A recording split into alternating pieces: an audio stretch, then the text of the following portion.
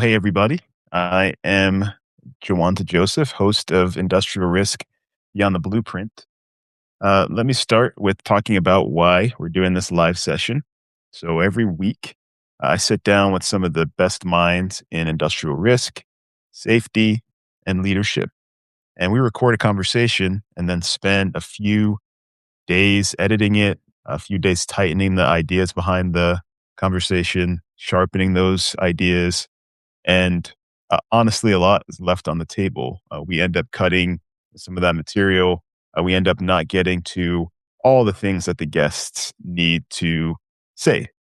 And a bigger issue than that is I started wondering, what do people do after they hear the podcast?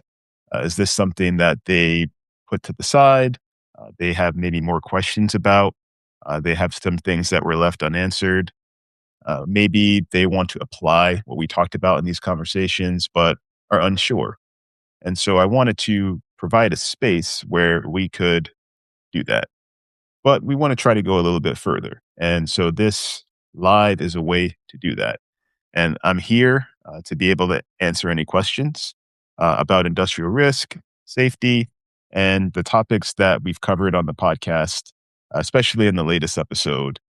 So if you have those questions, go ahead and drop those in the chat as we go.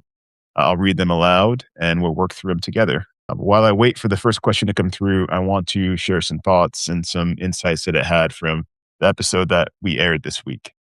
So this week's episode was with Professor Guido Palazzo, who's a business and ethics professor at HEC Lausanne and the co-author of the book The Dark Pattern: The Hidden Dynamics of Corporate Scandals.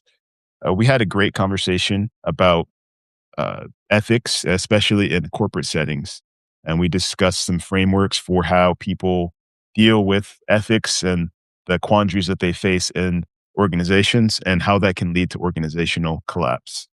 After we wrapped up, I kept thinking about a couple things from our conversation, but one thing that pulled at me a lot is what do the frameworks look like, outside of the corporate offices? What does it look like on the ground?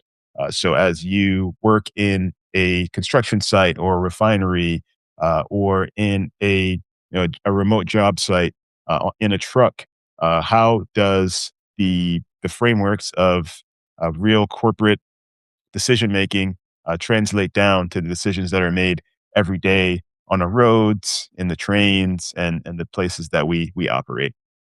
So Guido calls this a culture of silence, where people see something wrong and they don't say anything. And it's not just a corporate governance problem.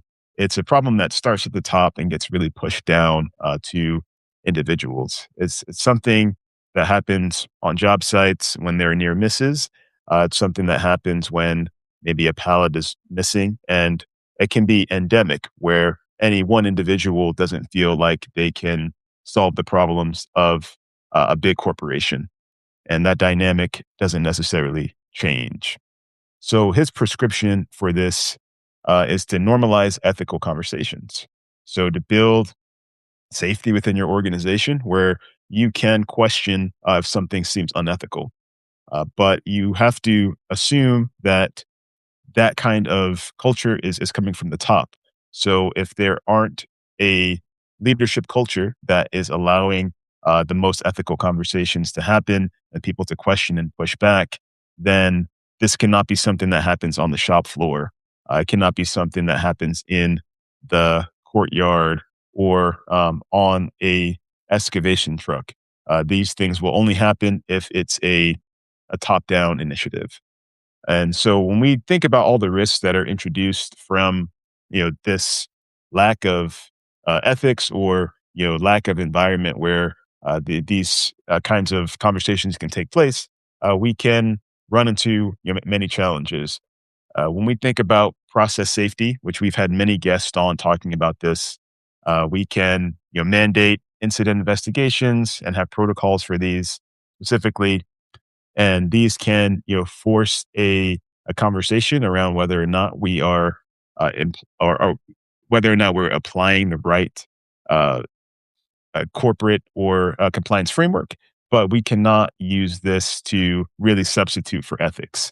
Ethics is something that is part of the kind of human psychology, and it is something that we may naturally deviate from because of short-term incentives, things like profitability, and things like skating regulation, beating taxes.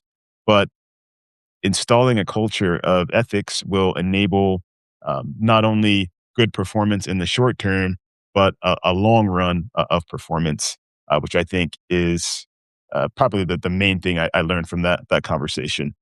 And when we think about third party risk, which is a lot of what we cover as a company at Parakeet, if your contractor, your assessment includes a near misreporting rate, turnover patterns, or how other incidents are attributed to the companies that these contractors work for, you may stop treating ethical culture as an intangible and start treating it as a measurable signal, something that will enable you to move beyond the legal aspect of the risk and move much more into ethical considerations as well.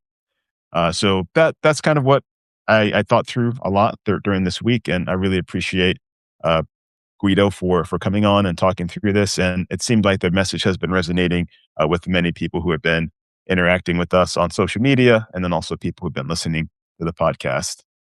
And with that, I'll see if there are any questions that we've got from the chat before ending.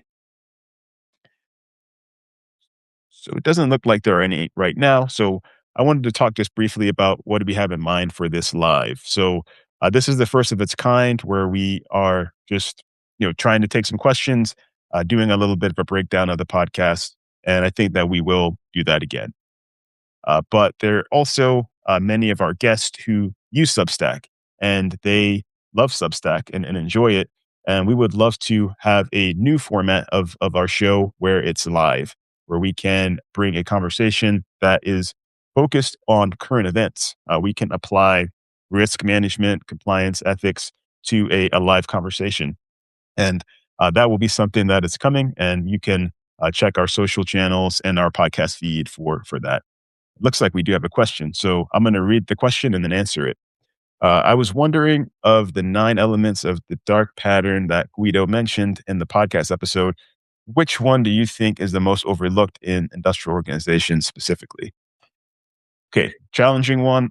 They're all applicable, I think, but the one that will answer is destructive incentives. So this is when there are pay or promotion systems that heavily reward results while ignoring how those results are achieved.